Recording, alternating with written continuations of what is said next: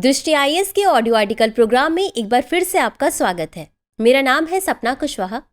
आज का हमारा आर्टिकल द प्रिंट में प्रकाशित खबर man held with drugs valued at ₹5.5 lakh in Navi Mumbai के सारांश पर आधारित है।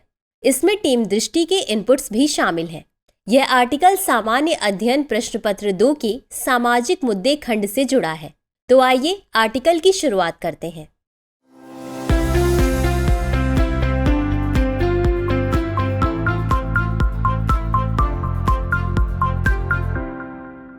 युवाओं के बीच बढ़ती नशीली दवाओं की लत या यूं कहे कि ड्रग एडिक्शन वर्तमान समय में समाज की सबसे बड़ी समस्या बनती जा रही है। बीते दिनों नवी मुंबई में 5.5 लाख रुपए मूल्य की नशीली दवाओं के साथ एक व्यक्ति गिरफ्तार किया गया। हालांकि ड्रग्स का यह पहला ऐसा केस नहीं है। इसके पहले भी भारत में अलग अलग जगहों ड्रग्स की बरामदगी की गई और दिलचस्प बात तो ये है कि ड्रग्स का कारोबार करने वाले लोगों के पकड़े जाने की दर 1% से भी कम है। बीते कुछ सालों के हालातों पर नजर डालें तो ड्रग्स से पंजाब सबसे अधिक प्रभावित रहा है, लेकिन कमोबेश भारत के सभी राज्य नशीली दवाओं की चपेट में घिरे नजर आते हैं। हालांकि प्रशासन इस पर लगाम कसने की भरपूर कोशिश कर रहा है, लेकिन ये कोशिशें कितनी सफल हुई है यह किसी से छिपा नहीं है। आज का हमारा यह आर्टिकल भारत में ड्रग्स के बढ़ते उपभोग और उससे जुड़ी चुनौतियों पर ही आधारित है। तो चलिए सबसे पहले इस विषय पर चर्चा करते हैं कि ड्रग्स और अन्य नशीले पदार्थों में क्या अंतर है। आमतौर पर ड्रग्स और नशीले पदार्थों को समान ही समझा जाता है, लेकिन दोनों के बीच थोड़ा सा अंतर होता है। मतलब ये कि सभी ड्रग्स नशीले पदार्थ होते हैं, लेकिन सभी नशीले पदार्थ ड्रग्स नहीं होते। नशीले पदार्थों के अंतर्गत उन सभी सामग्रियों को शामिल किया जाता है जिसकी लोगों को लत लग जाती है और वे नशे के वशीभूत होकर जीवन को गलत दिशा में मोड़ देते हैं। इसमें तंबाकू, सिगरेट, शराब और ड्रग्स सभी को शामिल किया गया है, लेकिन ड्रग्स के अंतर्गत मूल रूप से उन पदार्थों को शामिल किया जाता है जो मनुष्य को शारीरिक और मानसिक रूप दोनों तरह से प्रभावित करते हैं। दरअसल ड्रग्स एडिक्शन एक ऐसी स्थिति है जब व्यक्ति की किसी रसायन पर इतनी निर्भरता हो जाती है कि उसके बिना वो रह ही नहीं पाता। आसान शब्दों में कहें तो वो पदार्थ उसके जीवन के लिए ऑक्सीजन के समान जरूरी हो जाता है। लेकिन सवाल ये है कि आखिर युवाओं में ड्रग्स के बढ़ते चलन का कारण क्या है। दरअसल बदलते सामाजिक परिदृश्य में भारतीय युवाओं को सामंजस्य बैठा पाने में मुश्किलों का सामना करना पड़ रहा है। चूंकि मौजूदा समय में भारतीय समाज संक्रमण काल से गुजर रहा है, जहां एक ओर तो युवा वर्ग आधुनिकता के साथ कदम से कदम बढ़ाकर चलना चाहता है, तो वहीं दूसरी ओर परंपराओं और पुरानी मानसिकता को भी अपने साथ बांधे हुए है। ऐसे में दोनों के साथ सामंजस्य स्थापित करना थोड़ा मुश्किल हो जाता है। इसके अलावा आज के आधुनिक माहौल में लोगों में अकेलापन बढ़ रहा है। साथ ही सब कुछ पाने की महत्वाकांक्षा युवाओं में डिप्रेशन को बढ़ावा दे रही है। इन सब समस्याओं से छुटकारा पाने का इलाज युवा वर्ग को ड्रग्स में दिखाई देता है। साथ ही पीयर प्रेशर में आकर भी युवा वर्ग ड्रग्स की नशीली दुनिया में प्रवेश कर रहा है। क्योंकि किशोरों और युवाओं के बीच कूल बनने का ट्रेंड उन्हें बहुत सारे गलत कदम उठाने की ओर आकर्षित करता है। कूल बनने के चक्कर में वह बहुत कम उम्र में ही बहुत सारे नशीले पदार्थों और ड्रग्स का सेवन करने लगते हैं। हालांकि सरकार ने इन पदार्थों के अवैध उत्पादन और बिक्री पर रोक लगाई है, लेकिन फिर भी ड्रग्स का अवैध कारोबार बढ़ता ही जा रहा है। वहीं देश में ड्रग्स से संबंधित आंकड़ों पर नजर डालें तो वर्ल्ड ड्रग रिपोर्ट 2022 के अनुसार साल 2020 में विश्व में अफीम की चौथी सबसे बड़ी मात्रा भारत में जब्त की गई। साथ ही मॉर्फिन की तीसरी सबसे बड़ी मात्रा भी भारत में जब्त की गई। इसके अलावा ड्रग्स और अपराध पर संयुक्त राष्ट्र कार्यालय के अनुसार 2019 में वैश्विक अफीम के 7% हिस्से और वैश्विक हेरोइन के 2% हिस्से की बरामदगी भारत से हुई। वहीं ड्रग्स के प्रभावों पर बात करें तो यह मनुष्य के शरीर में न्यूरोट्रांसमीटर के कार्य को प्रभावित करते हैं, जिससे मस्तिष्क में स्यूडो मैसेजेस या असत्य संदेश प्रवाहित होने लगते हैं। इस वजह से अत्यधिक मात्रा में डोपामाइन नामक हार्मोन का स्राव होने लगता है, जिससे व्यक्ति कुछ पल के लिए खुशनुमा महसूस करने लगता है, गौरतलब है कि डोपामाइन हमारे शरीर में मौजूद एक फील गुड हार्मोन है। खुश होने पर इस हार्मोन का स्राव होता है।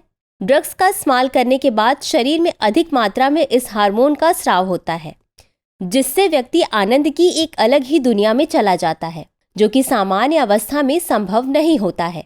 यही कारण है कि एक बार ड्रग्स लेने के बाद व्यक्ति बार बार उसी आनंद और खुशी की खोज में इस नशीली दुनिया में प्रवेश कर जाता है। इसलिए ये ड्रग्स व्यक्ति की ज़रूरत बन जाते हैं। वह इसके लिए कुछ भी करने को तैयार हो जाता है। वहीं भारत सरकार के नशे की स्थिति पर हालिया आंकड़ों को देखें तो ये बेहद चौंकाने वाले हैं। यहाँ की 10% से अधिक आबादी अवसाद, न्यूरोसिस और मनोविकृति सहित मानसिक विकारों से पीड़ित है। इसके साथ ही प्रत्येक 1000 में से 15 व्यक्ति नशीली दवाओं का सेवन करते हैं और प्रत्येक 1000 में से 25 लोग क्रोनिक अर्थात स्थायी शराब सेवन के शिकार हैं। भारत में मनोरोग और नशा मुक्ति हॉस्पिटल की उपलब्धता आवश्यक संख्या का केवल 20% है। इस प्रकार देश भर में 80% मनोरोगी और नशे की समस्या से पीड़ित रोगियों को अस्पताल की सुविधा भी नहीं मिल पाती है।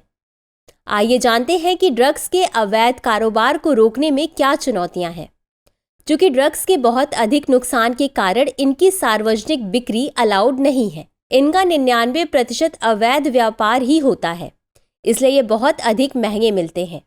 ड्रग्स के अवैध व्यापार के बढ़ने के पीछे मूल कारण यही है कि मध्यम वर्गीय और गरीब परिवार के युवा कम समय में अधिक धन कमाने के लिए ड्रग्स की सप्लाई में शामिल हो जाते हैं, और दूसरी ओर जो लोग इसके एडिक्ट हो जाते हैं वो इसे पाने के लिए मुंह मांगी कीमत देने को तैयार हो जाते हैं।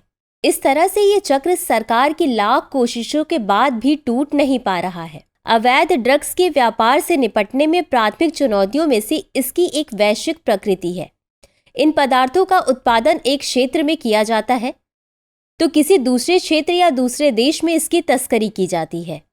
यह जटिल नेटवर्क विभिन्न महाद्वीपों तक फैला हुआ है, जिससे अधिकारियों के लिए शिपमेंट को प्रभावी ढंग से ट्रैक करना और रोकना मुश्किल हो जाता है। इसके साथ ही भारत 2 प्रमुख दवा उत्पादक क्षेत्रों गोल्डन क्रिसेंट यानी ईरान, अफगानिस्तान, पाकिस्तान और गोल्डन ट्रायंगल यानी थाईलैंड, लाओस, म्यांमार के बीच स्थित है, जो इसे अवैध दवा तस्करी के प्रति अधिक संवेदनशील बनाता है। इसके अलावा अंतर्राष्ट्रीय समन्वय और सहयोग की कमी इस चुनौती को और बढ़ा देती है, क्योंकि विभिन्न देशों में नशीली दवाओं से संबंधित मुद्दों के समाधान के लिए अलग अलग कानून और प्राथमिकताएं हैं।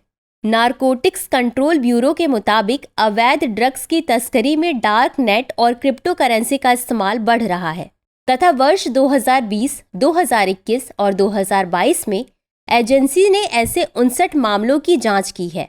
गौरतलब है कि मौजूदा समय में डार्क वेब भी ड्रग्स के अवैध व्यापार में मुख्य भूमिका निभाता है। लोग डार्क वेब का इस्तेमाल करके अपनी ज़रूरत के मुताबिक ड्रग्स की मात्रा ऑर्डर कर लेते हैं और वहीं से सब तय हो जाता है कि उन तक संबंधित माल कब तक पहुंचेगा और कैसे उन्हें उसकी पेमेंट करनी है। प्रशासन के तमाम प्रयासों के बावजूद ये ड्रग्स सिंडिकेट अपने व्यापार का जाल फैला रहे हैं। दरअसल मौजूदा समय में ये तथ्य किसी से छिपा नहीं है कि ड्रग्स के अवैध व्यापार में बड़े बड़े माफिया शामिल होते हैं, जिनकी सरकारी और राजनीतिक तंत्र तक पहुंच होती है। इन माफियाओं को राजनीतिक तंत्र में शामिल व्यक्तियों का गुप्त समर्थन प्राप्त होता है, जिससे इनके पकड़े जाने की संभावनाएं न के बराबर हो जाती हैं। ऐसे में देखते हैं कि आगे की राह क्या हो। अगर युवा किसी भी देश के वर्तमान संसाधन होते हैं तो किशोर भविष्य का। ड्रग्स की लत युवाओं और किशोरों के जीवन को इस तरह से प्रभावित करती है कि उनका जीवन दिशाहीन हो जाता है। ड्रग्स के शिकार लोग देश के विकास में योगदान नहीं दे पाते हैं और ड्रग्स पर बढ़ती उनकी निर्भरता धीरे धीरे उनके शारीरिक और मानसिक स्वास्थ्य को इतना खराब कर देती है कि वे कुंठित हो जाते हैं। इसके अलावा ड्रग्स के लंबे समय तक इस्तेमाल करने की वजह से बहुत सारी बीमारियां हो जाती हैं, जो लोगों के जीवन की औसत आयु को कम करती है। ड्रग्स लेने की आदत युवाओं में बढ़ रहे एड्स का प्रमुख कारण है। ऐसे में कोशिश करना चाहिए कि बच्चों को कम उम्र से ही ड्रग्स से होने वाले नुकसान के बारे में जानकारी प्रदान की जाए। इसके लिए विद्यालयों में कार्यक्रम आयोजित करना चाहिए जिससे बच्चों को इसके बारे में सही जानकारी हो सके और उन्हें कोई भ्रमित करके उनके जीवन के साथ खिलवाड़ न कर सके। इसके अलावा जो किशोर या युवा ड्रग्स से प्रभावित हैं, उन्हें इससे बाहर निकालने का प्रयास करना चाहिए। उनकी नियमित काउंसलिंग की जानी चाहिए और प्यार व सावधानी से उन्हें हैंडल करने की कोशिश करनी चाहिए। सरकार को भी प्रयास करना चाहिए कि अवैध ड्रग्स की तस्करी पर रोक लगाई जाए और इसके लिए कठोर कानून का निर्माण करना चाहिए, जिससे लोगों में अवैध व्यापार के प्रति भय उत्पन्न हो। तो चलिए नोट करते हैं आज के सवाल को। भारत में ड्रग्स तस्करी रोकने के लिए क्या प्रति उपाय उठाए जाने चाहिए? तो व्यूवर्स, आज के लिए बस इतना ही। मिलते हैं अगले एपिसोड में किसी नए टॉपिक के साथ। डियर व्यूअर्स, अपने एग्जाम की तैयारी को और बेहतर करने के लिए हमारे चैनल को लाइक, शेयर और सब्सक्राइब करना न भूलें।